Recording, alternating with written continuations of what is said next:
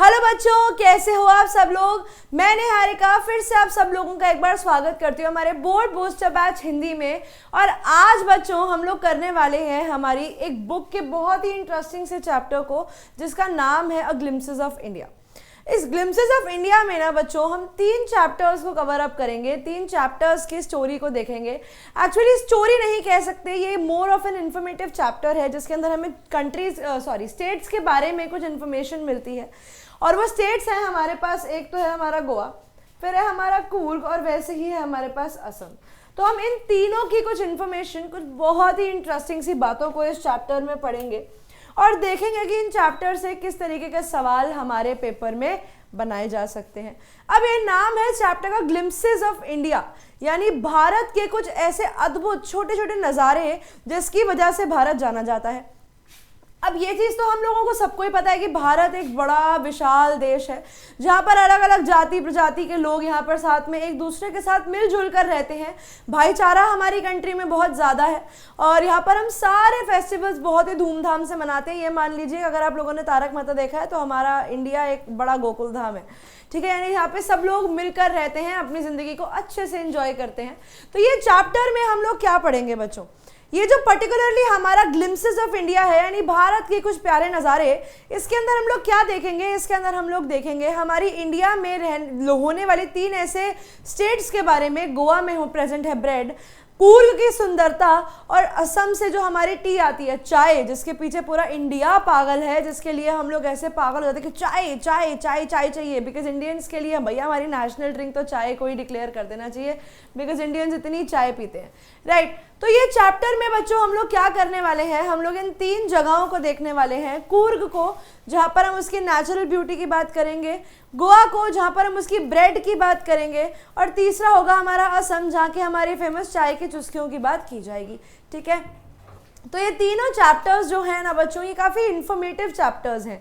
इनमें से हमें बहुत सारी इन्फॉर्मेशन गैदर करनी है, बस इंपॉर्टेंट पॉइंट्स को आप लोग याद रखेंगे और स्टोरी में आगे अपने आंसर्स में उन्हीं पॉइंट्स को यूज़ करेंगे। अच्छा, आप लोगों के लिए एक सजेशन रहेगा मेरे साथ, जब मैं आप लोगों को समरी सुना रही होंगी, यानी जब भी मैं आप लोगों को समरी बता रही होंगी ना बच्चों, समरी के साथ साथ आप लोग अपनी NCERT जो आप लोगों की भागवत है उसको खोल के रखेंगे, ताकि आप लोग उसके अंदर से एक्टिव रीडिंग कर सकें। एक्टिव रीडिंग का मतलब क्या हो गया बच्चों, एक्टिव रीडिंग का मतलब हो गया बाय द टाइम मैं आप लोगों को पॉइंट्स बता रही हूँ, by the time I am telling you कि आप लोग इन चीज़ों को सुनेंगे, वही चीज़ें आप पॉज कर देना वीडियो को, कोई इशू नहीं है। आप पॉज करके वो लाइन ढूंढना बुक में कहाँ लिखी है, उसे अंडरलाइन कर लेना, बिकॉज जो चीज़ आपने खुद पढ़ी होती है ना बच्चों, वो लंबे समय तक याद रहती है। तो जब तक मैं समरी बताऊंगी, समरी के साथ साथ अगर आप अपनी बुक भी पढ़ लेते हैं, साइड बाय साइड NCERT को खोल लेते हैं, तो उससे आपका बहुत ज़्यादा फायदा होने वाला है, ठीक है बच्चों।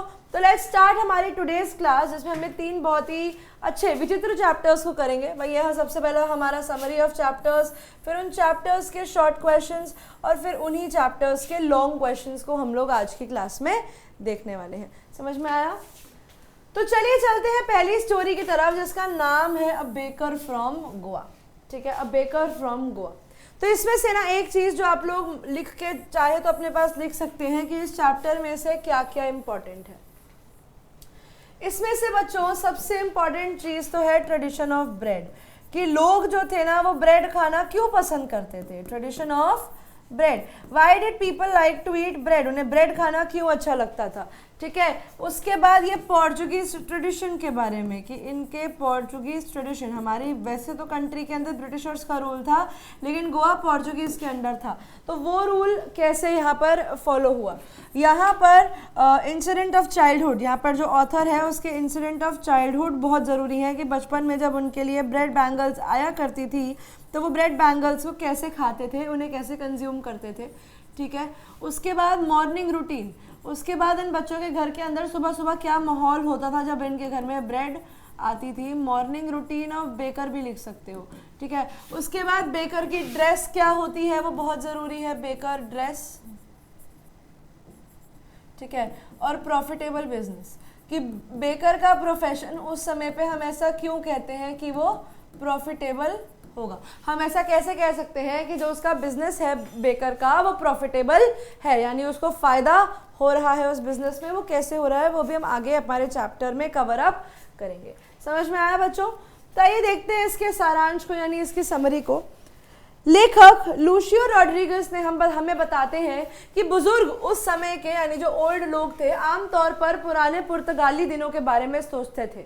अब यानी अब वहाँ से वो तो चले गए, पुर्तगाली लोग जो थे, पोर्चुगीज लोग जो थे वो तो चले गए, लेकिन वो पीछे क्या छोड़ गए? वो अपनी लेगेसी छोड़ गए। वो क्या छोड़ गए? लेगेसी। लेगेसी यानी उनकी जो ये कह सकते हैं उनकी एक जमा पूंजी थी वो पीछे छोड़ गए, उनकी एक विरासत पीछे छोड़ गए, और वो जमा पूंजी नहीं, सॉरी, विरासत पीछे छोड़ गए। और विरासत क्या थी? विरासत थी इनके लिए ब्रेड, जो वो ब्रेड कंज्यूम करते थे, जो वो ब्रेड खाते थे।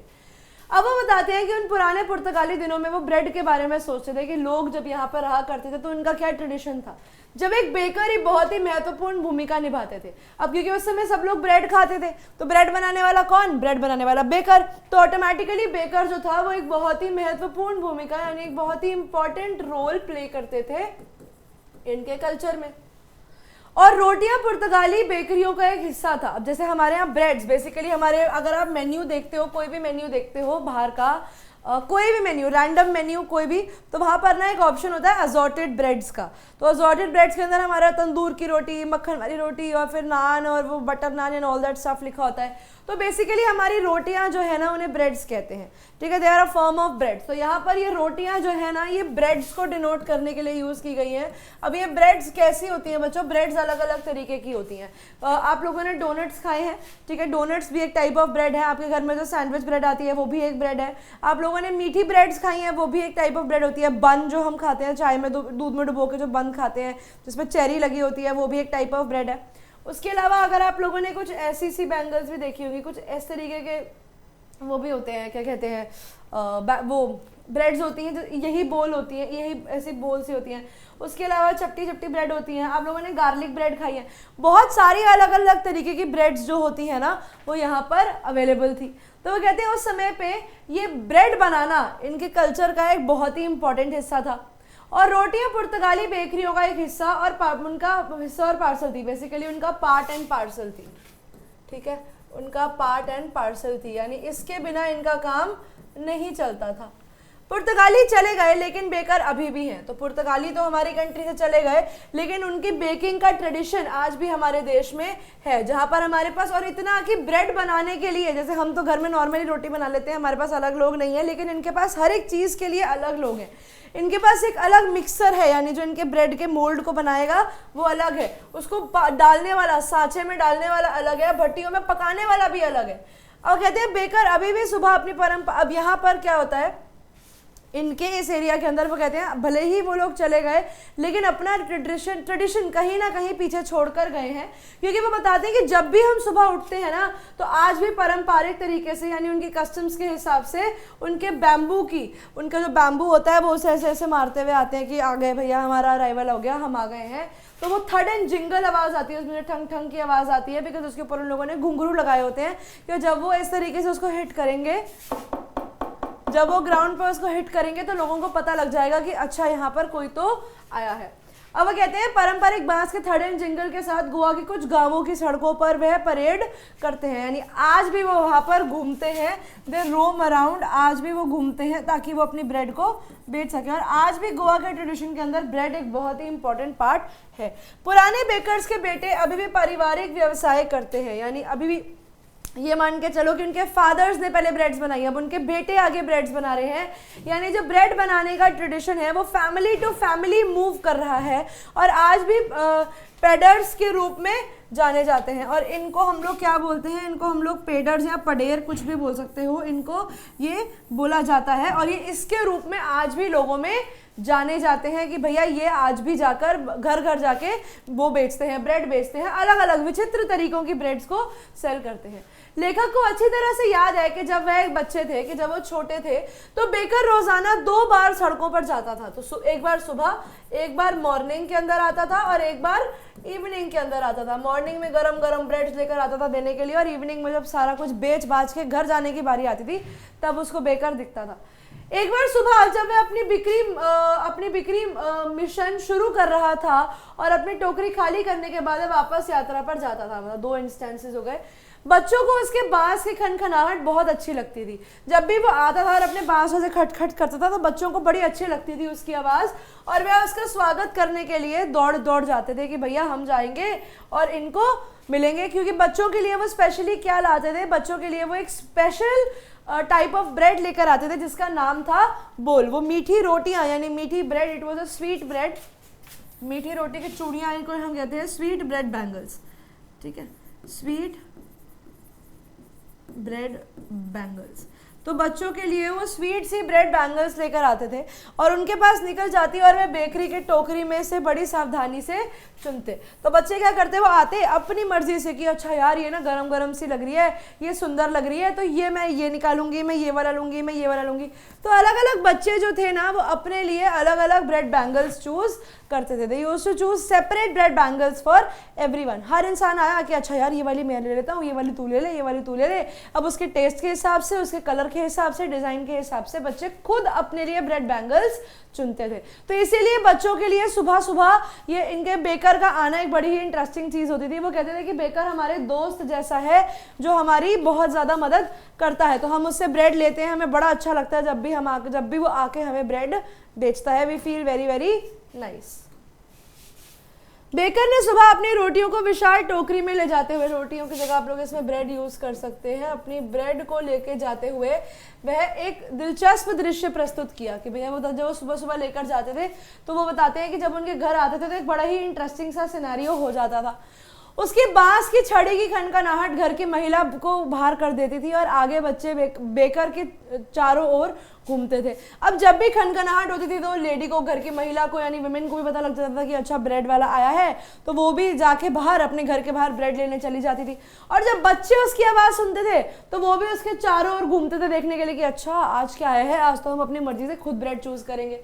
तब उन्हें डांट के अंदर भेज दिया जाता था कि जाओ अंदर जाओ, हम ला देंगे तुम्हारी ब्रेड, तुम्हें तो कोई जल्दी नहीं है। और पीछे धकेल दिया जाता था कि हमें छांटने दो, बच्चों का काम नहीं है ये। मतलब बच्चे झांक रहे हैं उसकी टोकरी में और उनको डांटते थे कि भैया अंदर मत देखो, आपको मिल जाएगा ब्रेड, अब आप चले जाओ।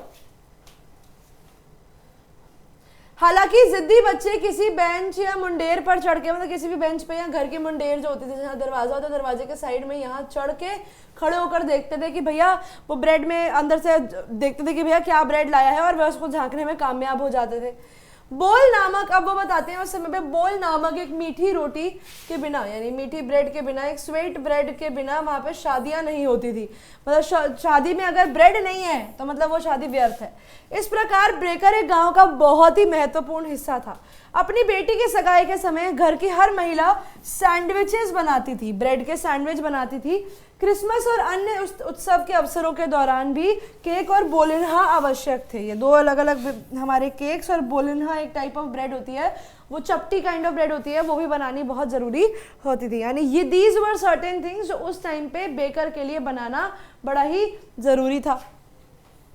अच्छे पुराने दिनों की रोटी बेचने वाले हमेशा एक टुकड़ा लंबी फ्रॉक पहनते थे। अब वो बताते हैं कि उस समय पहले के टाइम पे ये जो ब्रेड बेकर्स थे ना, ये जो ब्रेड सेलर्स थे, ये क्या करते थे, ये एक लॉन्ग सी फ्रॉक पहनते थे, ठीक है, जिसे कबाई कहा जाता था, ठीक है। इनकी ड्रेस को क्या कहते थे, कबाई, एक लॉन्ग सी फ्रॉक।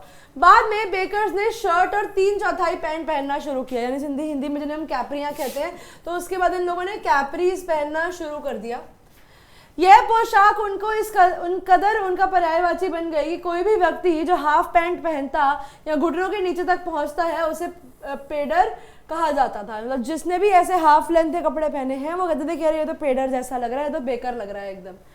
लेखक कहता है कि बेकरी के सामान की आपूर्ति के लिए उसका भुगतान महीने के अंत में प्राप्त होता था। यानी उसने जितनी भी अपनी सर्विसेज दी, बेकरी ने जितना भी खाना दिया, उसकी जो पेमेंट थी वो उसको at the end of the month में दी जाती थी। अच्छे पुराने दिनों में बेकरी व्यवसाय काफी लाभदायक था। यानी उस समय पे जो बेकिंग का प्रोफेशन है, क्या है ये जो बेकिंग का प्रोफेशन है बच्चों, ये उस समय पे बहुत ही ज्यादा प्रॉफिटेबल था। अब इतने हर जगह में ब्रेड है यार, हर चीज़ के अंदर वो लोग ब्रेड को कंज्यूम कर रहे हैं, भले वो शादी हो, वो आप लोगों की सगाई हो, आपकी क्रिसमस हो, बर्थडेज हो, डेली लाइफ हो, bread is very very important. तो भैया जो ब्रेड बना रहा है वो तो फिर ऐसे अमीर हो गया ना, तो इनका जो ब्रेड मेकर था वो बड़ा ही अमीर होता था इसीलिए, और वह बेकरी और उसकी परिवार बड़ा ही समृद्ध थे, यानी बड़े ही फुलफिल्ड थे, बड़ा अच्छा खासा पैसा था। जितना ज़्यादा पैसा उतना ज़्यादा वो खाएंगे भी, इसलिए कोई भी व्यक्ति जो गोल और मोटा था उसकी तुलना एक बेकर से की जाती थी कि भैया जो भी इंसान थोड़ा हट्टा कट्टा है, मोटा है, मतलब वो बेकार है। जैसे हमारे यहाँ पर हम कहते हैं हलवाई का बेटा है क्या, बिकॉज हलवाई की भी कमाई बहुत ज़्यादा होती है, वो भी खा खा के मोटे हो जाते हैं हलवाई। तो वैसे हमारे जैसे यहाँ पर बोलते हैं ना हलवाई का बेटा है क्या, तो वैसे यहाँ पर बोलते थे बेकर का बेटा है क्या, इतना मोटा हो रहा है। अब देखते हैं बच्चों इस चैप्टर के शॉर्ट क्वेश्चन आंसर्स की, इसमें से कैसे कैसे सवाल आप लोगों को पेपर में पूछे जा सकते हैं। आई होप यहाँ तक तो किसी भी बच्चे को कोई भी डाउट नहीं होगा, जितने भी क्वेश्चंस हम लोगों ने अभी तक चैप्टर की समरी हम लोगों ने अभी तक करी है। तो अब बच्चों देख लेते हैं इस चैप्टर के शॉर्ट क्वेश्चंस कैसे आ सकते हैं और हमसे क्या क्या तरीकों के सवाल कैसे पूछे जा सकते हैं। तो वो कहते हैं how do the elders in Goa remember a baker, कि ये बताइए कि गोवा के बुजुर्ग एक बेकर को कैसे याद करते थे, या गोवा के बुजुर्ग किस बारे में उदासीन थे, या वो किस चीज़ के बारे में सैड होते रहते थे। जो एल्डर्स थे गोवा के, they used to remember nostalgically, यानी बड़े दुख के साथ वो अपने उन उदासीन रूप से वो बड़े ही अपने उन दिनों को, पुराने दिनों को याद करते थे, उन पुर्तगाली दिनों को याद करते थे। And the famous loaves of bread, और उन लोगों की जो बड़ी फेमस चीज़ यानी जो उनकी बड़ी प्रसिद्ध रोटियां थी या ब्रेड्स थी उनके बारे में याद करते थे कि जब वो थे तो यार कितना अच्छा माहौल, कितना अच्छा समय हुआ करता था। The baker held A esteemed position in Goa, जो बेकर थे उनकी एक बड़ी ही जानी मानी पहचान होती थी गोवा के अंदर। पुर्तगाली शासन के दौरान बेकर गोवा के एक सम्मानित स्थान पे थे क्योंकि पुर्तगाली रोटी खाने के बहुत शौकीन थे, because people were very fond of eating breads, because उन्हें ब्रेड्स खाना बहुत अच्छा लगता था।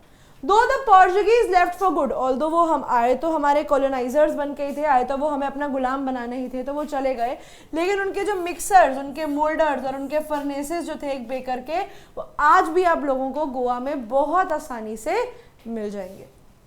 तो वो ये कहते हैं हालांकि पुर्तगाली अच्छे के लिए चले गए, लेकिन मिक्सर, मोल्डर और एक बेकर की भट्टियां आज भी गोवा में आप लोगों को मिल जाएंगी। अब वो कहते हैं कि अराइवल ऑफ बेकर किस तरीके से बच्चों को एक्साइट करता था, यानी किस तरीके से बच्चों को उत्साहित करता था, या how would the children rush to the meet the baker as soon as he arrived, लेकिन जब भी बेकर आता था तो बच्चे कैसे उससे मिलने चले जाते थे। अब वो कहते हैं the baker would arrive even before the kids, अब किड्स हैड वोकन अप, यानी जब बच्चे उठे भी नहीं होते थे उससे पहले ही जो हमारा बेकर था वो आ जाता था और अपना जो उसका वो था हाथ में उसके बांस हुआ करता था उसको बजाना शुरू कर देता था बच्चों को मिलने के लिए। The jingling of his bamboo, जो उसकी बैम्बू में से निकलने वाली आवाज़ थी उससे बच्चे बहुत ज़्यादा एक्साइटेड हो जाते थे कि अरे ब्रेड मेकर आ गया, ब्रेड मेकर आ गया, यानी अब तो हम अपनी मर्जी की ब्रेड खाएंगे।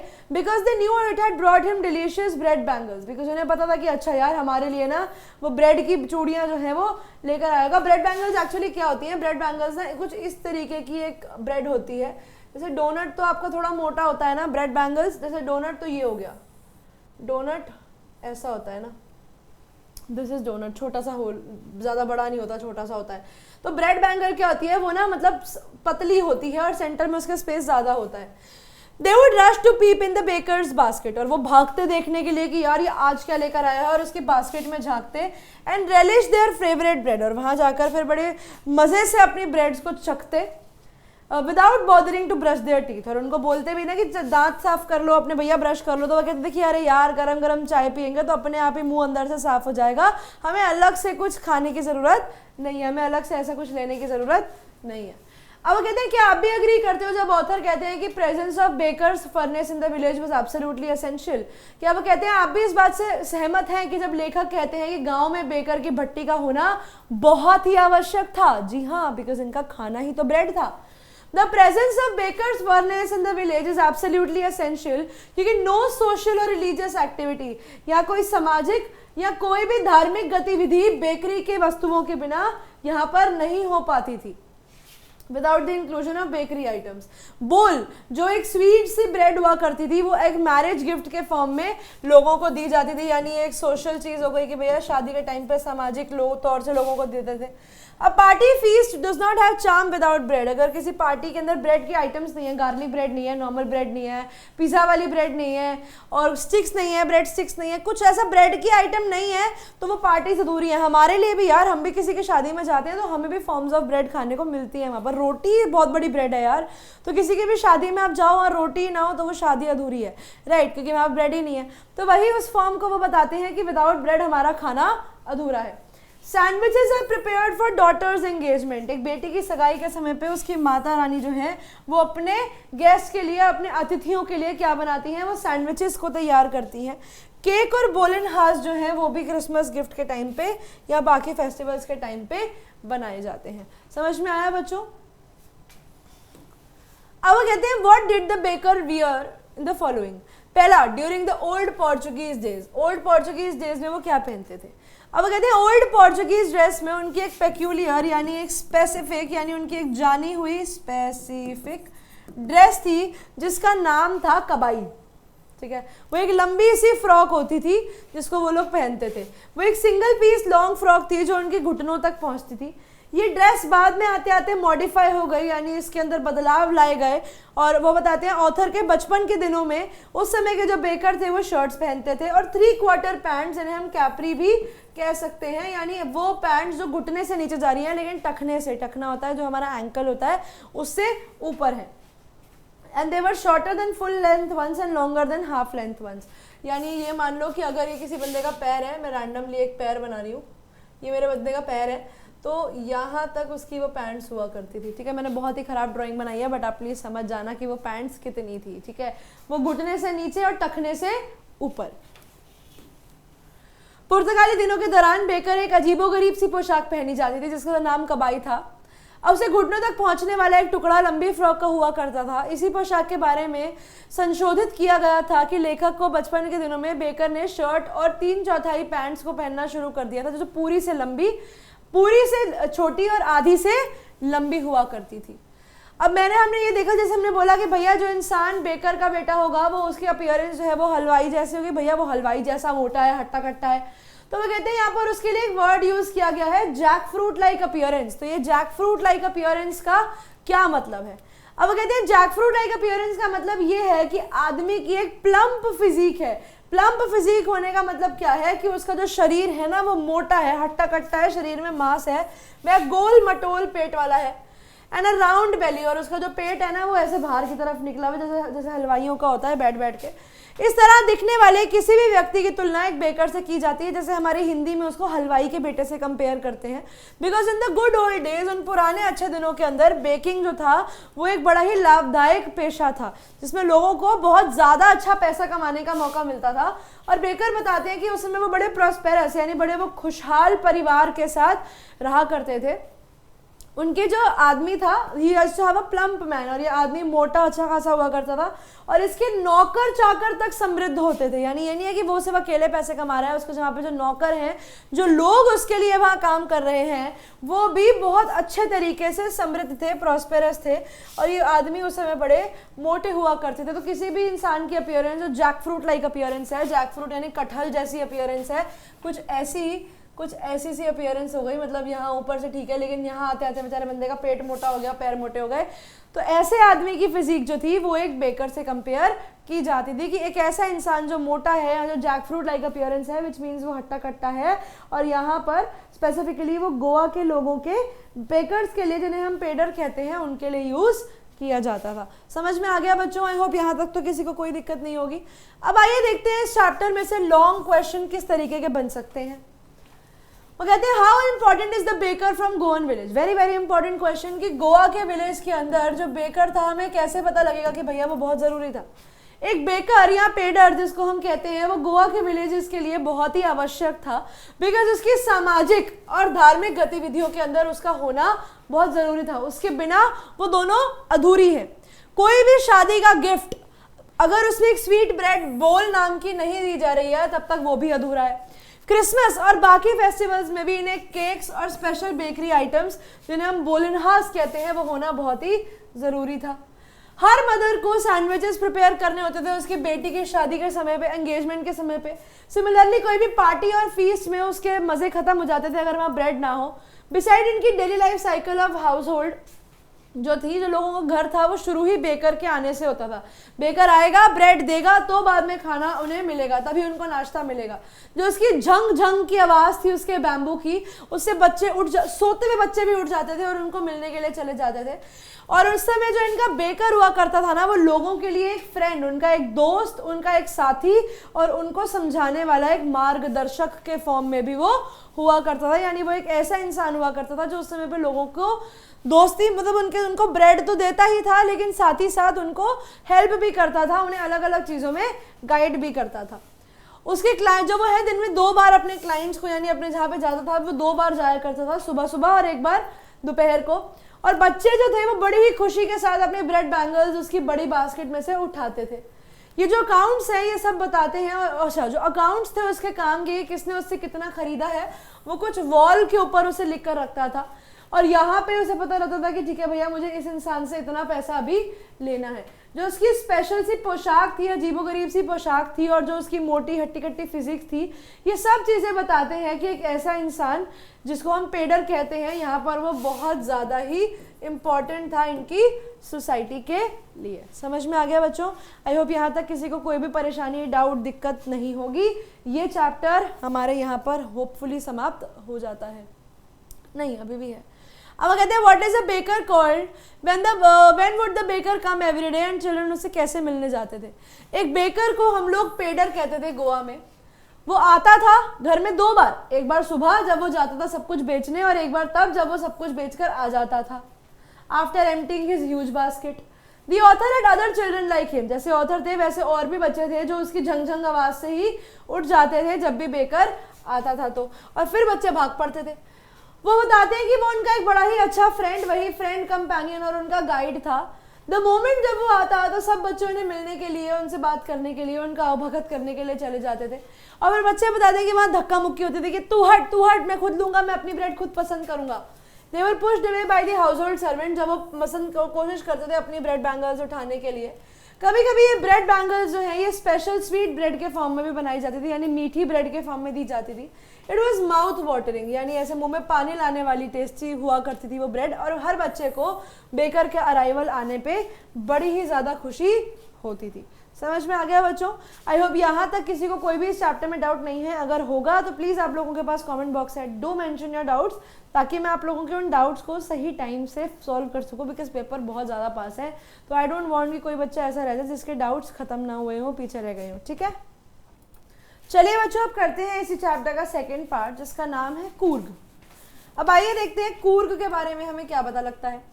वो कहते हैं कूर्ग मैसूर और मैंगलोर के तटीय शहर के बीच में स्थित है, यानी इधर मैंगलोर, इधर मैसूर और इधर हमारे पास बीच में कूर्ग है। ये स्वर्गीय सुंदरता वाला एक छोटा सा जिला है, ये यहाँ पे कर्नाटक के अंदर है। और ये स्वर्गीय सुंदरता यानी इसकी हेवनली ब्यूटी, यानी ये बहुत ही ज़्यादा ही सुंदर है, ये अपनी हेवनली ब्यूटी के लिए जाना जाता है और एक छोटा सा जिला है कर्नाटक में। लेखक लहरदार पहाड़ियों के बीच स्थित इस खूबसूरत भूमि की वर्णन करते हैं। वे बताते हैं कि जैसे ना it is a land of rolling hills. क्या है ये? Land of rolling hills. अब ये रोलिंग हिल्स क्यों है वो भी मैं बताती हूँ, क्योंकि पहाड़ ऐसे हैं तो ऐसा लगता है मानो जैसे जो इनकी जो वो है पहाड़ियाँ हैं वो ऐसे रोल कर रही हैं। ठीक है, ऐसा लगता है it is a land of rolling hills. हाँ, मैं बताते हैं ये जगह बहुत ही ज़्यादा सुंदर है, जो सैन्य पुरुषों, सुंदर महिलाओं और जंगली प्राणियों के लिए गर्वित है। यानी यहाँ पर किस चीज़ के लिए फेमस है ये अपने सैनिक पुरुषों के लिए, सुंदर महिलाओं के लिए और जंगली प्राणियों के लिए जानी जाती है। कूर्ग या कोडागु कर्नाटक के सबसे छोटा जिला है। ये जैसा मैंने बताया ये कर्नाटका का सबसे छोटा जिला माना जाता है। इसके सदाबहार जंगल है, यानी एवरग्रीन फॉरेस्ट है। यहाँ पर ऐसे फॉरेस्ट जो हमेशा हरे भरे ही रहते हैं और इसमें कभी भी पतझड़ नहीं आता है। और यह अपने मसालों और कॉफ़ी के लिए जाना जाता है। और कूर्ग क्यों फेमस है? अपने मसाले और अपनी कॉफ़ी के लिए।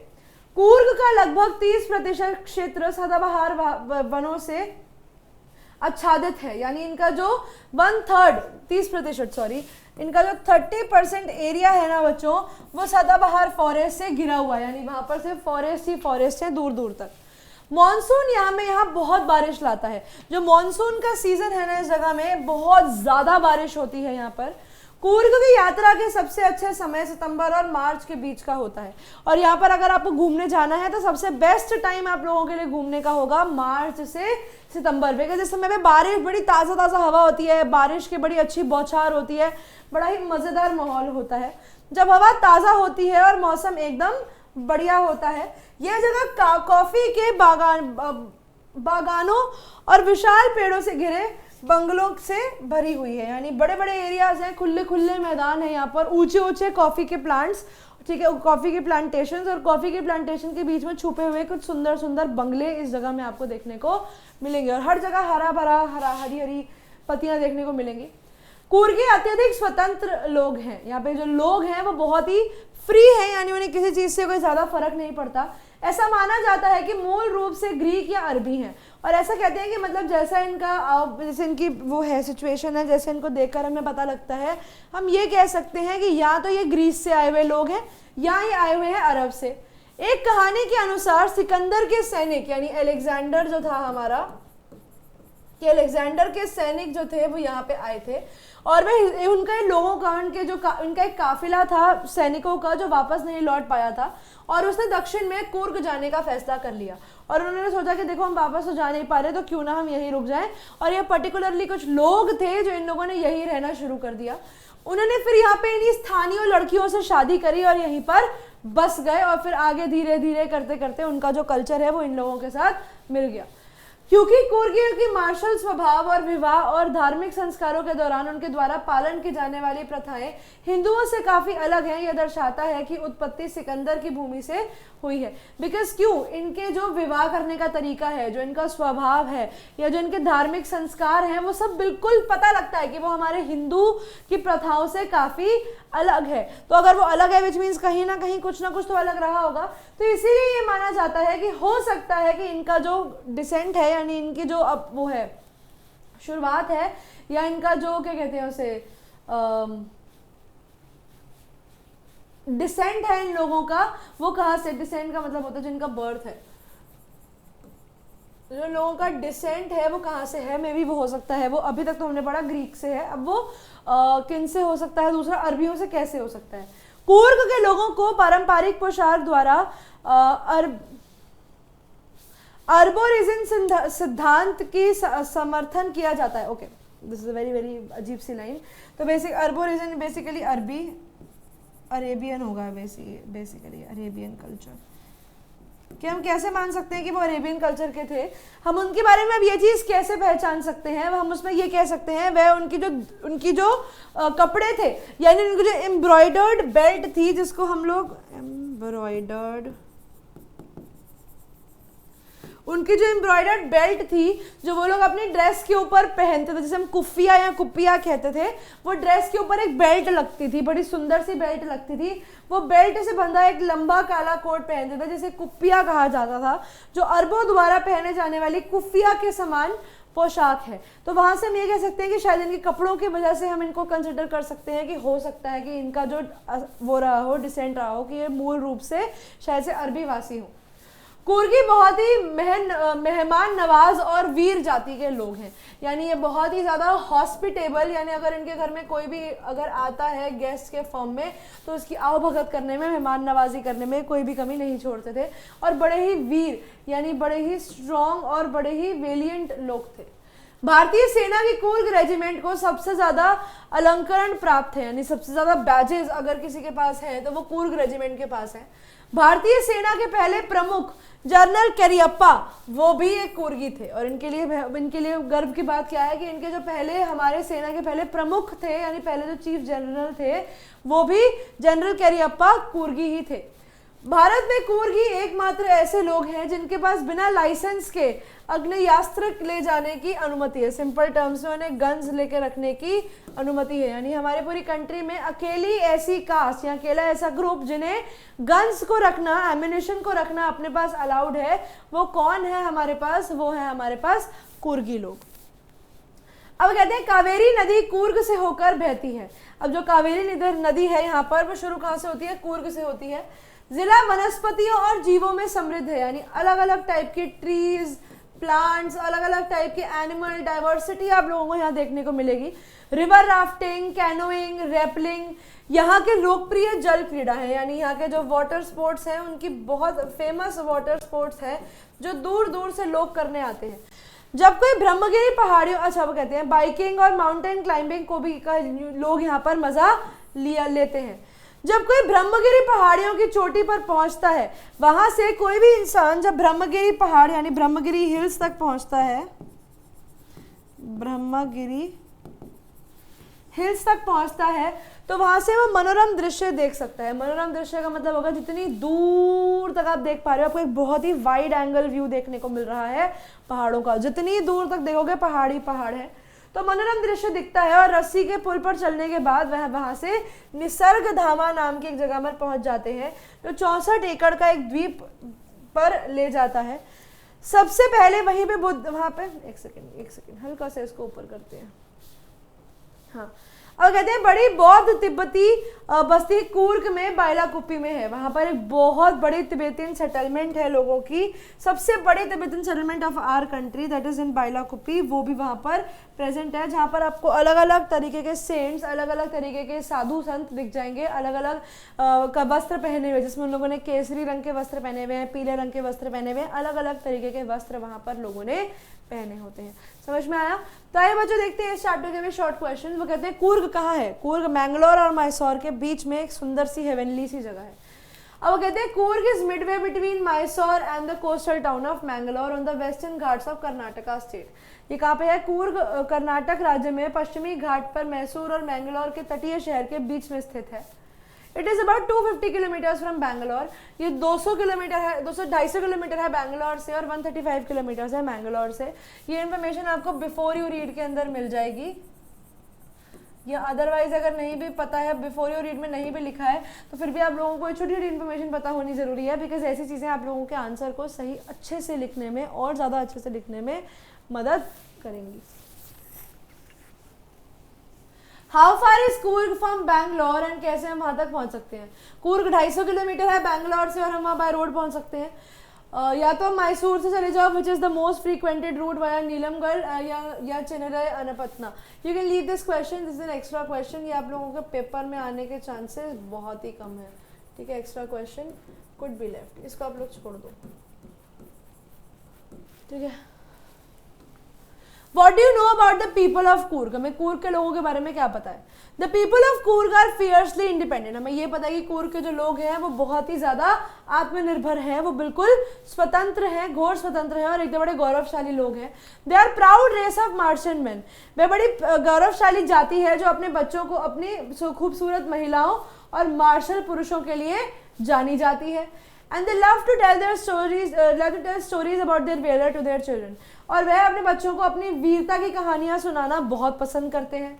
They are only people in India who are allowed to carry firearms without a license. ये वो लोग हैं जिन लोगों को बिना लाइसेंस के अग्नेयास्त्र जो है वो अपने पास रखने अलाउड है, यानी बेसिकली फायर आर्म्स यानी गन्स वगैरह रखना, कोई भी ऐसे एम्यूनिशन जो मशीन के फॉर्म से चलते हैं उसको इनको रखना अलाउड है। ये हॉस्पिटेबल पीपल हैं, यानी ये बड़े मेहमान नवाज लोग हैं। या तो ये ग्रीक्स से आए हैं या इनका जो ओरिजिन है वो अरबियों से आया है, अरब से आया है। ये मेहमान नवाज लोग या तो यूनानी हैं या फिर ये अरब लोगों के वंशज है, वंशज यानी ये उनके डिसेंडेंट्स हैं, उनकी आगे आने वाली पीढ़ी है। समझ में आया बच्चों? आई होप ये तो बहुत ही सवाल जरूरी है, आप लोग इसको तो इंपॉर्टेंट मान के चलिए लोगे that this question is very very important और पेपर में पूछा जा सकता है। What are the two stories about the origin of Coorgis? जो कूर्ग के लोग हैं उनके ओरिजिन के बारे में हमें 2 स्टोरीज पता है, वो कौन सी है? एक थ्योरी कहती है कि कुर्गीज जो है वो ग्रीक्स से आए हैं, बिकॉज उनके शादी के तरीके, उनके रहने का तरीका, उनके लोकल का कल्चर ट्रेडिशन जो है वो हिंदुओं के कल्चर से उतना मैच नहीं करता। वो कहाँ से मैच करता है? वो ग्रीस के लोगों से मैच करता है। तो इसीलिए हम ये कह सकते हैं कि कहीं ना कहीं हो सकता है वो ग्रीक्स के ओरिजिन से आए हो। अकॉर्डिंग टू इट कहते हैं कि अलेक्जेंडर की आर्मी जो है जब वो साउथ में आई तो उनके लिए वापस जाना इम्पॉसिबल हो गया, तो उन्होंने यहाँ के लोकल लोगों से ही शादी कर ली और यहीं पे अपने स्थानीय लोगों के साथ अपना घर बसा लिया और इसी तरीके से उनके वंशज आगे होते गए। दूसरी थ्योरी कहती है कि अरब ओरिजिन जो है ना वो बहुत उनके बड़े लॉन्ग ब्लैक कोट से आता है, जिसके ऊपर एक बड़ी सुंदर सी वेस्ट बेल्ट, यानी उनके कमर पे एक बड़ी सुंदर सी बेल्ट लगी होती है जो कुर्गी लोग पहनते हैं और स्पेसिफिकली अरब और कुर्ड्स लोग ही पहनते थे। ठीक है, और ये इनकी जो ड्रेस है, इनकी ड्रेस का नाम है कुप्पिया। ठीक है, कुप्पिया, और जो वो पहनते थे उनकी ड्रेस का नाम होता था कुफ्फिया। तो इसीलिए इनकी ड्रेस और उनकी ड्रेस में बहुत ज़्यादा सिमिलैरिटी है। What sport does Coorg offer to tourist? हमने पढ़ा था कि कौन से स्पोर्ट्स, कौन से ऐसे क्रीड हैं, कौन से ऐसी चीज़ें हैं जो यहाँ पर ऑफर की जाती हैं। कुर्ग हमें बड़े सारे वाटर स्पोर्ट्स यानी हमें जल क्रीड़ाएं देता है बहुत सारी। कोई भी यहाँ पे रिवर राफ्टिंग कर सकता है। कैनो पता है क्या होती है? कैनो एक ऐसे पतली सी बोट होती है जिसके अंदर यहाँ पर ना बैठने की जगह होती है। ठीक है, इसे कैनो कहते हैं। और रैपलिंग भी सिमिलर काइंड ऑफ एक्टिविटी होती है। यहाँ पर आप रॉक क्लाइंबिंग कर सकते हो, माउंटेन चढ़ सकते हो और उसके अलावा भी बहुत सारी अट्रैक्शंस आपको यहाँ पे देखने को मिलेंगी। बिसाइड्स बहुत सारे वॉकिंग ट्रेल्स यानी चलने वाले पर्यटकों के लिए बड़े सारे चलने के यहाँ पे पैदल मार्ग हैं यहाँ पर उनके चलने के लिए। और इन्हीं सब चीज़ों की वजह से, इन्हीं सब एडवेंचर की वजह से, किसकी वजह से बच्चों? इन्हीं सब एडवेंचर की वजह से कुर्ग एक बड़ा ही फेमस जगह मानी जाती है। अब इसमें से लॉन्ग क्वेश्चन किस तरीके का बन सकता है बच्चों? What is the story about the descent of Kudavos? Again very important, जैसे वहाँ पेडर पे था, यहाँ पर आ सकता है कि इनके डिसेंट के बारे में हमें क्या इन्फॉर्मेशन है, यानी कहाँ से आए, कौन थे, कौन है ये, कौन है वो, कहाँ से आया। अब वही देखते हैं कौन है ये और कहाँ से आया। कुर्ग या कुडावोस जो है वो बड़े ही इंडिपेंडेंट लोग थे। इनकी दो थ्योरीज हैं इनके पूर्वजों की कि कहाँ से आए हैं। एक थ्योरी कहती है कि ये ग्रीक से आए हैं, क्योंकि ऐसा माना जाता है कि अलेक्जेंडर की आर्मी जो थी वो वापस नहीं जा पाई क्योंकि कुछ उनके पास चॉइस नहीं था, तो वो साउथ में चले गए, कुर्ग में रहे। वहाँ पर उन्होंने लोकल लोगों से शादी करी और कुर्ग को ही उनका अपना परमानेंट घर बना लिया और वहीं रहने लगे। प्रेजेंट डे कुर्गीज जो है are suppose to be the descendants of Greeks. ऐसा कहते हैं कि हो सकता है आज वहाँ पे रहने वाले जो लोग हैं वो ग्रीक्स के ही वंशज हों, क्योंकि उनके शादी करने के तरीके, उनके धार्मिक प्रवृत्तियाँ, उनकी सारी चीज़ें जो है ना वो हमारे हिंदू कल्चर से बिल्कुल ही अलग है, हमारे हिंदू सिद्धांत से वो बिल्कुल भी मेल नहीं खाते हैं। दूसरा वर्जन ये कहते हैं कि कुडावोस या जो कुर्गी लोग हैं वो अरब से आए हैं। ये थ्योरी उस बेसिस पे फॉर्म होती है कि जो ड्रेस वो पहनते हैं वो बिल्कुल ही अरबी ड्रेस से मिलता है। इनके पास जो कपड़े हैं वो एक लॉन्ग ब्लैक कोट है जिसे हम कुप्पिया कहते हैं और वो कुफ्फिया से रिजेंबल करता है जो अरब्स और कुर्ड्स पहनते हैं। ये दोनों क्लेम्स दिखाते हैं कि कुर्गीज जो है ना वो एक बड़ी अलग सी रेस है जो हो सकता है कि इन दोनों कल्चर्स में से किसी एक से आई हो। ठीक है, और यहाँ के जो लोग हैं वो बहुत ही स्ट्रॉन्ग हैं, वो मोस्टली हमारी आर्मी के अंदर हमें यहीं के लोग देखने को मिलते हैं। अब आ जाते हैं हम लोग इसके लास्ट चैप्टर के ऊपर जिसका नाम है टी फ्रॉम असम। क्या नाम है बच्चों? इसका नाम है टी फ्रॉम असम, यानी चाय की चुस्कियाँ कहाँ से आ रही हैं? असम से आ रही है। हमारा पूरा देश चाय पीता है, कोई अलग टाइप की चाय पिएगा, कोई ब्लैक टी पीता है, कोई चमेली की टी पीता है, कोई कैलमोली टी पीता है, कोई आइस टी पीता है, कोई लेमन टी पीता है, कोई ग्रीन टी पीता है, और सबसे फेमस तो हमारे इंडियंस जो हैं वो पीते हैं हमारी चाय। हमारी चाय की चुस्की एकदम ऐसे मसाले वाली, कड़क अदरक वाली चाय, ऐसे नींद खोल दे कि मज़ा आ जाए। ठीक है, बिल्कुल उस तरीके की चाय को हम लोग पीना पसंद करते हैं। तो इसमें से बहुत ज़्यादा इंपॉर्टेंट क्वेश्चन जो है ना बच्चों वो है ओरिजिन ऑफ टी का, कि टी कहाँ से ओरिजिनेट हुआ। और दूसरा कि जो एक बच्चा है प्रांजल, उसको क्यों, प्रांजल वॉज नॉट एक्साइटेड, वो एक्साइटेड क्यों नहीं था, उसको एक्साइटमेंट क्यों फील नहीं हो रही थी। ये चीज़ दोनों को हाईलाइट करते हुए ही इस चैप्टर के अंदर दर्शाई गई है, दिखाई गई है, और हमें इसी चीज़ के ऊपर आगे फोकस करना है। अब वो कहते हैं प्रांजल असम में रहने वाला एक युवा लड़का था और राजवीर उसका दोस्त दिल्ली के एक स्कूल में उसका सहपाठी था। प्रांजल के पिता असम में एक चाय बागान में उनका काम था, मतलब उनके धेकियाबाड़ी टी एस्टेट करके उनके उसका नाम था, धेकियाबाड़ी टी एस्टेट, ठीक है, उनके पास ये चाय की प्लांटेशन थी पूरी। प्रांजल के परिवार के साथ अपनी गर्मियों की छुट्टियां बिताने के लिए प्रांजल के साथ असम की यात्रा पर राजवीर भी आया था, ठीक है। ये दोनों निकले थे कहाँ जाने के लिए, असम जाने के लिए। वैसे ये दोनों दिल्ली में थे। ट्रेन एक स्टेशन पर रुकती है, वहाँ एक विक्रेता चाय गरम गरम चाय, चाय ले लो चाय ले लो चाय ले लो लेते हुए घूम रहा था। ऐसा मजा आता है यार, जब तुम ऐसे ट्रेन स्टेशन पर जाओ और ऐसे तुमसे चाय ऑफर कर रहा हो ना, तो मन करता है कि यार 2-4 दे दे, पी लूंगी। दोनों लड़के अपने लिए चाय मंगवाते हैं और उसकी चुस्कियां लेते हैं। डिब्बे में लगभग सभी लोग गरम चाय का लुफ्त उठा रहे थे। एवरीबडी वाज ड्रिंकिंग चाय। मतलब हमारी कंट्री में चाय इतनी फेमस है। चाय इज नॉट चाय, चाय इज एन इमोशन। मतलब चाय के ऊपर चर्चा is like one of the best thing जो आप लोग करते हो। राजवीर ने प्रांजल को बताया कि दुनिया भर में प्रतिदिन 80 करोड़ कप चाय पी जाती है। भैया वे कप कितने बड़े हैं पता नहीं, मेरे घर में तो सब लोग मग्गे भर भर के चाय पीते हैं, इतने दीवाने हैं मेरे घर में सब चाय के। जैसे जैसे ट्रेन आगे बढ़ती जाए, चाय बागानों के विशाल विस्तार की शानदार प्राकृतिक सुंदरता को देखकर राजवीर उससे उत्साहित हो जाते हैं। अब जैसे जैसे उनकी ट्रेन आगे बढ़ती है और वो लोग शहर से हटके असम के और पास पहुंचते जाते हैं, वो ये देखते हैं कि वो जो टी प्लांटेशन है वो और विशाल होती जा रही है, वो और बड़ी होती जा रही है। और वहाँ पर वो और बहुत सारी ट्रीज को देख पा रहे थे और ये चीज़ों को देख पा रहे थे कि ठीक है, यहाँ पर लोग अब बहुत ज़्यादा ही इन सब चीज़ों को इंजॉय कर रहे हैं। पीछे की ओर घने पहाड़ियां जंगल को देखते हैं और पहाड़ियों के सामने उन्हें विशाल बड़े बड़े पेड़ दिखते हैं। राजवीर चाय के बागानों को देखकर रोमांचित हो उठते हैं। हालांकि प्रांजल के लिए यह एक नियमित दृश्य है, क्योंकि उनका घर ही वहीं पे है, तो वो आते जाते रहते हैं। इन परिवेशों में पैदा हुए हैं और पले बड़े हैं। वह राजवीर को बताते हैं कि असम में दुनिया के सबसे ज्यादा चाय के बागान हैं। वो बताते हैं कि सबसे ज्यादा अगर बाग कहीं के चाय के हैं तो वो आपको असम में ही देखने को मिलेंगे। राजवीर प्रांजल को यह भी बताता है कि उसने चाय के बारे में बहुत कुछ पढ़ा है। अब राजवीर क्योंकि असम जाने के लिए इतना एक्साइटेड था, तो वो उसे बताता है कि तुझे पता है यार, मैंने भी ना चाय के बारे में बहुत कुछ पढ़ा है, मैं भी तेरे को बताता हूँ कि मेरे को चाय के बारे में क्या क्या पता है। वे बताते हैं वे चाय की उत्पत्ति के बारे में कुछ किंवदंतियों के बारे में जानता है, यानी कुछ कहानियों के बारे में जानता है। एक कहानी एक चीनी सम्राट की है, यानी एक चाइनीज एम्परर की है। किसकी है? एक चाइनीज एम्परर की स्टोरी है, जो हमेशा उबला हुआ पानी ही पीता था। अभी क्योंकि उस समय की बात है तो उनके पास गैस तो थी नहीं, तो वो भट्टी पे या आग के चूल्हे पे अपना पानी गर्म करवाता था। एक बार पानी के नीचे जल रही टहनियों में से कुछ पत्तियां उसमें गिर गई, यानी से वो फुटक फुटक होती है ना, तो हो सकता है कि कोई एक आधी पत्ती जो है वो उसके पानी में गिर गई और पानी के साथ उबलने लगी। अब बादशाह ने जब उसका स्वाद को चखा तो उन्हें उसका स्वाद बड़ा ही स्वादिष्ट लगा और इसकी पत्तियों को वहीं से चाय का नाम मिल गया। और उसके बाद ये चाय जो है 16वीं सदी के अंदर, जहाँ तक मुझे उम्मीद है, ये यूरोप के अंदर और बाकी पार्ट्स ऑफ वर्ल्ड के अंदर फैलने लगी और चाय लोगों ने कंज्यूम करनी शुरू करी। राजवीर बोधि धर्म के बारे में भी, एक भारतीय किंवदंती के बारे में भी बताते हैं। वो कहते हैं कि एक स्टोरी हमारे इंडियन लेजेंड की भी है, एक इंडियन स्टोरी भी हमारे पास है ट्री के ओरिजिन के बारे में। वो कहते हैं एक बौद्ध तपस्वी थे, यानी एक बुद्धिस्ट मॉन्क थे और ना वे बड़े ध्यान लगाकर बैठे हुए थे, लेकिन ध्यान लगाते हुए उनको बड़ी ही ज्यादा ना नींद आ रही थी, तो वो नींद से बड़े परेशान थे।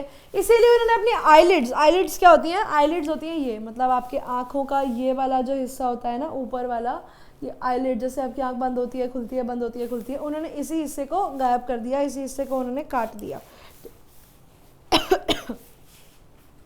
इसलिए उन्होंने अपने पलकें काट दी और उन पलकों को फेंक दिया।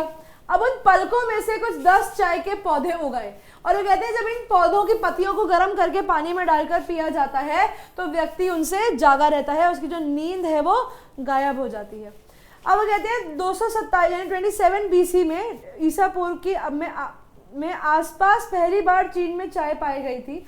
राजवीर आगे कहते हैं कि चाय, चीनी, आधा ये सारे के सारे जो है ना, ये सारे के सारे चीनी शब्दों से लिए गए हैं। चीनी जो हमारे चाय में चीनी डलती है वो भी चाइनीज वर्ड है।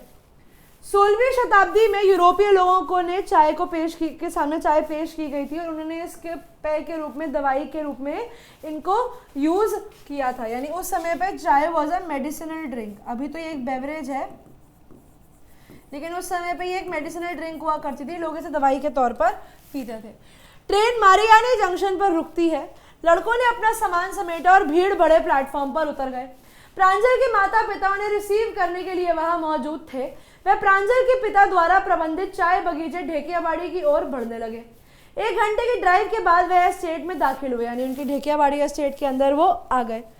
चाय तोड़ने वाले कमर पर बांस की टोकरियां लादे ताजी अंकुरित चाय की पत्तियां तोड़ रहे थे। तो जो उनके चाय तोड़ने वाले लोग हैं वो अपने कंधे में बास्केट्स पहन के अब वहां पे चाय की पत्तियों को तोड़ तोड़ के उसके अंदर डाल रहे थे। राजवीर ने प्रांजल के पिता श्री बरुआ से पूछा कि क्या ये दूसरा फ्लश का सीजन है, का अंकुरण काल है जो मई और जुलाई तक रहता है और सबसे अच्छी उपज देता है। श्री बरुआ ने जब इस लड़के के ज्ञान के बारे में बात सुने तो वह बड़े प्रभावित हुए और उन्होंने इसके लिए सराहना करी कि बच्चे ने यहाँ पे आने से पहले अपना होमवर्क किया, यानी पहले वो पढ़ के आया है टी के बारे में, जो उन्हें बड़ा ही अच्छा लगा। राजवीर ने इस सराहना को स्वीकार किया और चाय के बारे में और भी बहुत कुछ सीखने की आशा व्यक्त की। और बाद में उसने बोला कि जब तक मैं आपके साथ यहाँ रहूंगा मैं चाहता हूँ कि आप मुझे और टी एस्टेट के बारे में बहुत कुछ बताएं। तो आइए बच्चों देखते हैं इस चैप्टर के शॉर्ट क्वेश्चंस को। वो कहते हैं why was Rajveer excited to see a tea garden. Rajveer tea garden को देखकर एक्साइटेड क्यों था लेकिन प्रांजल क्यों नहीं था। अब वो कहते हैं राजवीर एक्साइटेड इसीलिए था बिकॉज टी गार्डन को देख कर ना उसे बड़ा ही अचंभित सा महसूस हो रहा था कि इतनी दूर दूर तक सिर्फ टी बुशेज है और पीछे डेंसली वुडेड हिल्स है और उसके पीछे बड़ी ही घनी हिल्स हैं, घने पहाड़ हैं। उसने ऐसा कोई व्यू आज से पहले अपनी लाइफ में कभी भी नहीं देखा था। अब वो कहते हैं राजवीर एक चाय बगीचे में देखने के लिए उत्साहित था क्योंकि वे घनी जंगली पहाड़ियों की पृष्ठभूमि के खिलाफ फैली चाय की झाड़ियों का विशाल विस्तार देखकर चकित रह गया था। यानी शहर में तो उसको ये सब चीजें देखने को नहीं मिलती थी जो सब उसे यहाँ पे देखने को मिल रहा था, इसीलिए इन सब चीजों को देखकर वो बड़ा ही अचंभित था। प्रांजल को फिर भी कोई एक्साइटमेंट नहीं हुई क्योंकि वो बचपन से ही ऐसी प्लांटेशन में बड़ा हुआ है, पला बड़ा है। तो ये natural beauty of the place है ना, ये जो सुंदरता है उस जगह की, वो उसके लिए एक फेमिलियर साइट है, यानी वो ऐसी चीज़ों को रोज मतलब उसने ज़्यादा उत्साहित नहीं हुआ क्योंकि उसका जन्म और पालन पोषण एक बागान में ही हुआ था। ये प्राकृतिक सौंदर्य उसके लिए जाना पहचाना दृश्य था, यानी ये सब चीज़ें उसने पहले देखी हुई थी, तो इसीलिए उसको वो नई चीज़ समझ के एक्साइटेड नहीं हुआ। अब वो कहते हैं हम कैसे कह सकते हैं कि चाइना में ही टी डिस्कवर की गई थी। वो कहते हैं टी जो है ऐसा माना जाता है कि चाइनीज एम्परर ने ही डिस्कवर करी थी जो पानी को उबालने के पीता था। एक दिन जब उसका पानी उबल रहा था तो पानी उबलने वाले नीचे जो वो थी ट्विक्स थी उसके अंदर से कुछ ना कुछ पत्तियां जो थी उसके पानी में गिर गई और पानी के साथ उबल गई। जब उसने वो पानी पिया तो उसने रियलाइज किया कि उन पत्तियों से उसके पानी का टेस्ट और ज़्यादा डिलीशियस हो गया है और हमें फिर बाद में ये पता लगता है कि वही वो टी लीव्स थी जिसने पानी के टेस्ट को अच्छा कर दिया और इस तरीके से हम ये पहला लेजेंड कहते हैं कि चाय की पत्तियां जो थी वो चाइना में उगाई गई थी। वो कहते हैं what does the Indian legend say about the discovery of T. एक तो हो गया चाइनीज लेजेंड, अब ये कहते हैं कि इंडियंस क्या कहते हैं। अकॉर्डिंग टू इंडियन लेजेंड एक बुद्धिस्ट एस्टिक था, यानी एक बौद्ध धर्म का तपस्वी था, बौद्ध धर्म का तपस्वी था जिसका नाम था बोधि धर्मा। उनको बहुत नींद आ रही थी जब वो मेडिटेशन कर रहे थे, जब वो ध्यान लगा रहे थे तो उनको बहुत ज़्यादा नींद आ रही थी। तो उन्होंने क्या किया, उन्होंने अपनी आईलिड्स यानी अपनी पलकें ही काट के फेंक दी। अब उनके जैसे उन्होंने पलकें फेंकी उसमें से कुछ 10 पौधे निकले और वो कहते हैं अगर इन पौधों की पत्तियों को गर्म करके पानी में डालकर पिया जाए तो उनसे नींद नहीं आती और यहीं से हमारी चाय जो अपने आप में एक इमोशन है उसका इजाद हो गया। Why was mister Barua surprise with Rajveer. जब राजवीर उन्हें बताता है मिस्टर बरुआ को कि मुझे तो बहुत कुछ पता है आपकी टी प्लांटेशन के बारे में, तब वो उनसे बात करके उनकी बात सुनकर सरप्राइज कैसे हो गए। अब कहते हैं मिस्टर बरुआ सरप्राइज हो गए थे राजवीर की बात सुन के, बिकॉज उनको ये था कि अच्छा यहाँ पर सिर्फ घूमने नहीं आया, ये पहले से ही अपनी स्टडी कर आया है, ये पहले से ही समझ कर आया है कि यहाँ पर क्या क्या उसे मिलने वाला है। He was school child yet he had interesting facts about tea cultivation। कहने का वो सिर्फ एक स्कूल का बच्चा था जो आता घूमता और चला जाता, लेकिन उसके बावजूद भी उसे टी कल्टीवेशन के बारे में बहुत कुछ पता है। उसने मिस्टर बरुआ को बताया कि ये सेकंड फ्लश या स्प्राउटिंग सीजन है, यानी ये उस समय का टाइम है जब सेकंड टाइम बहुत ज़्यादा उपज होती है और टी प्लांट्स को तोड़कर मार्केट में बेचा जाता है। और उसी के साथ साथ उसने ये भी बताया कि ये मई से जुलाई तक चलता है और बेस्ट टी देता है। इससे हमें ये पता लगता है कि राजवीर एक क्यूरियस चाइल्ड था, उसे चीज़ों के बारे में जानना बहुत ही अच्छा लगता था और इसी के लिए वो मेहनत करता रहता था। श्री बरुआ राजवीर से हैरान थे क्योंकि केवल एक स्कूली बच्चे थे, फिर भी वे चाय की खेती के बारे में इतना कुछ जानते थे। उन्होंने श्री बरुआ को बताया कि यह चाय की पत्तियों का दूसरा फ्लश या अंकुरण काल है और यह मई से जुलाई तक बेहतरीन चाय देता है। इससे पता चलता है कि राजवीर एक जिज्ञासु बच्चे थे जिनको नई चीज़ों के बारे में जानने में बहुत ही मज़ा आता था। अब आइए देखते हैं इसके लॉन्ग क्वेश्चन। वो कहते हैं 2 चीज़ों की आपको ब्यूटी को कंपेयर करना है, एक तो आपको कूर्ग की और दूसरी टी फ्रॉम असम की। तो वो कहते हैं जो नेचुरल ब्यूटी है कूर्ग और असम की वो बहुत ओपन है और वास्ट है, बहुत ही खुली और विशाल है। Both places are abundant in greenery, दोनों स्थानों में हरियाली भरपूर है। And have huge stretches of plantation, और वृक्षारोपण के भी विशाल खंड है, यानी बहुत ज़्यादा दूर दूर तक प्लांट्स ही प्लांट्स है। चीफ क्रॉप इनके अंदर एक बेवरेज क्रॉप है, जैसे कूर्ग अपनी कॉफी के लिए जानी जाती है, असम अपनी चाय के लिए जानी जाती है। इन दोनों स्थानों में प्रत्येक में मुख्य फसल अपने स्वाद के लिए लोकप्रिय पेय है। जबकि असम में हमें दुनिया के सबसे अच्छी चाय देखने को मिलती है, कूर्ग एक सुगंधित स्वादिष्ट कॉफी प्रदान करता है। ये विजुअल डिलाइट है, जब दो तुम्हें चले जाओ तो तुम्हारी आंखों को भी इतना अच्छा लगेगा कि वाओ यार नेचर कितना सुंदर है। इन दोनों जगह में जब आप जाओगे आप देखोगे तो आपको लगेगा कि ठीक है ये दोनों चीजें ही बड़ी ही सुंदर है। हाउएवर इन दोनों की ज्योग्राफिक लोकेशन में फर्क है, ठीक है, इनकी भूगोलिक स्थिति के अंदर फर्क है। वो कैसे?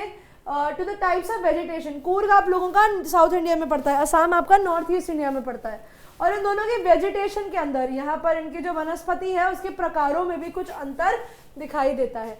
कूर्ग में एवरग्रीन फॉरेस्ट है, यानी सदाबहार पेड़ है वहां पर, जबकि हमारा असम जो है वहां पर वुडेड हिल्स है, यानी वहां पर हमारे पास क्या है, वहां पर हमारे पास जंगली पहाड़ियां पाई जाती हैं। समझ में आया बच्चों? ये टॉल एंड स्टर्डी ट्रीज जो है टी प्लांटेशन के, ये काउंटर पार्ट है canopies of green forest of coffee plantation के। यहाँ पर जब आप असम जाते हो ना तो आपको लंबे लंबे पेड़ मिलेंगे, ठीक है, लंबे लंबे पेड़ है। और यही अगर आप कहाँ चले जाओगे, अगर आप यहाँ जाओगे कूर्ग जाओगे तो यहाँ पर आपको ऐसे वाले पेड़ मिलेंगे, एक के साथ एक, और ऐसे होते हैं कि एक दूसरे को ढके हुए होते हैं पेड़, मतलब इस तरीके का होता है। तो दोनों के टाइप की ट्रीज में आपको फर्क दिखेगा। स्टिल दोनों प्लेसेस टूरिस्ट्स के लिए बड़ी ही फेमस है, और दोनों ही हमें इंडिया का सोल और हार्ट, हमें इंडिया का दिल और उसकी आत्मा को दर्शाने की एक झलक, बड़ी सुंदर सी झलक पेश करते हैं। समझ में आ गया बच्चों? आई होप यहाँ तक किसी को कोई भी डाउट नहीं होगा। इसी के साथ हमारा चैप्टर होता है खत्म, ग्लिम्पसेस ऑफ इंडिया, हमारे भारत की कुछ सुंदर सुंदर झलकियाँ और उसे कुछ झांकियाँ, जिसमें हमने 3 चीज़ों को देखा। जिसमें हमने देखा सबसे पहले बेकर वाले के अंदर इंपॉर्टेंट है उसकी फिजिक, उसके बाद वो ब्रेड इतनी इंपॉर्टेंट क्यों है, बचपन में बच्चे ब्रेड कैसे खाते थे। फिर अब आ जाओ आप लोगों का सेकंड चैप्टर कूर्ग पे। कूर्ग में वो आप लोगों से पूछेंगे कि वहाँ के घर कैसे थे, वहाँ के लोग कैसे थे, उनकी ओरिजिन की स्टोरी क्या थी, ठीक है, और वहाँ पर वो वाटर स्पोर्ट्स के लिए क्यों फेमस है।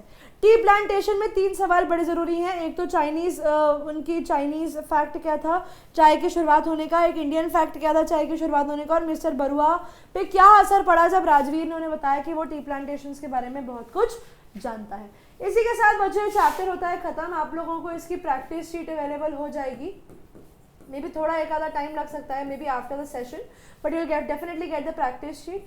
बस एक ही चीज़ है, आप लोग पढ़ते रहो, आगे बढ़ते रहो, कीप लर्निंग, और लियरिंग हो गया, कीप लर्निंग एंड अपनी मेहनत करते रहो, बिकॉज मेहनत करोगे तभी आगे बढ़ोगे। ठीक है बच्चों, give your best, do your best, bye bye everyone, keep studying.